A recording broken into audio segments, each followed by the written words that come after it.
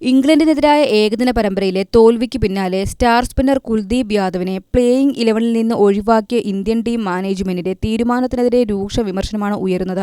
3 മത്സരങ്ങളടങ്ങിയ പരമ്പര 2-1 ഇന്ത്യ കൈവിട്ടതോടെ ഹെഡ് കോച്ച് ഗൗതം ഗംഭീറും ക്യാപ്റ്റൻ ശുഭ്മൻ ഗില്ലും വലിയ തോതിലുള്ള വിമർശനങ്ങളാണ് നേരിടുന്നത്. പരമ്പരയുടനീളം തകർപ്പൻ ഫോമിലുള്ള കുൽദീപ് യാദവിനെ ഒരു മത്സരത്തിൽ പോലും കളിപ്പിക്കാതെ റിസർവ് ബെഞ്ചിൽ ഇരുത്തിയതായാണ് ആരാധകരെയും പ്രമുഖരെയും ഒരുപോലെ ചൊടിപ്പിച്ചത്. ടീമിന്റെ ഈ തീരുമാനത്തെ മുൻ ഇന്ത്യൻ താരവും പ്രമുഖ കമന്റേറ്ററുമായ ദീപ്ദാസ് ഗുപ്ത രൂക്ഷമായ ഭാഷയിലൂടെയാണ് കുറ്റപ്പെടുത്തിയത്. സ്വന്തം യൂട്യൂബ് ചാനലിലൂടെ പ്രതികരിക്കവെയാണ് അദ്ദേഹം ഗംഭീറിന്റെയും ഗില്ലിന്റെയും തന്ത്രങ്ങളെ വിമർശിച്ചത്.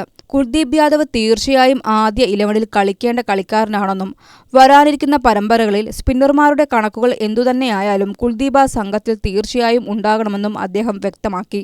ഇംഗ്ലണ്ടിൽ അദ്ദേഹത്തിന്റെ മികച്ച പന്തേറ് എല്ലാവരും കണ്ടതാണെന്നും നിർഭാഗ്യവശാൽ അവിടെയുണ്ടായിരുന്ന ടീം സെലക്ടർമാർക്കോ മാനേജ്മെന്റിനോ മാത്രം അത് കാണാൻ സാധിച്ചില്ലെന്ന് ദീപ്ദാസ് ഗുപ്ത കുറ്റപ്പെടുത്തി. ലോവർ ഓർഡറിൽ ബാറ്റിംഗ് കരുത്ത് കൂട്ടാനായി ഓൾറൗണ്ടർമാർക്ക് കൂടുതൽ മുൻഗണന നൽകിയ കോച്ച് ഗൗതം ഗംഭീറിന്റെ തന്ത്രമാണ് കുൽദീപിന് പ്രധാനമായും തിരിച്ചടിയായത്. എന്നാൽ ഈ നീക്കം പരമ്പരയിൽ പൂർണ്ണമായി പരാജയപ്പെടുകയാണുണ്ടായത്.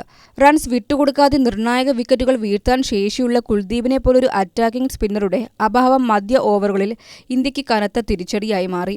നിലവിൽ യോർഷെയറിന് വേണ്ടി വൺഡേ കപ്പിൽ കളിക്കുന്ന കുൽദീപ് യാദവ് മികച്ച ഫോമിലാണുള്ളത്. വരാനിരിക്കുന്ന ശ്രീലങ്കയ്ക്കെതിരായ പരമ്പരയിലെങ്കിലും ഇംഗ്ലണ്ടിൽ വരുത്തിയ തെറ്റുകൾ തിരുത്തി കുൽദീപിന് പ്ലേയിംഗ് 11-ൽ അർഹിച്ച സ്ഥാനം നൽകണമെന്ന പ്രതീക്ഷയിലാണ് ക്രിക്കറ്റ് ആരാധകർ.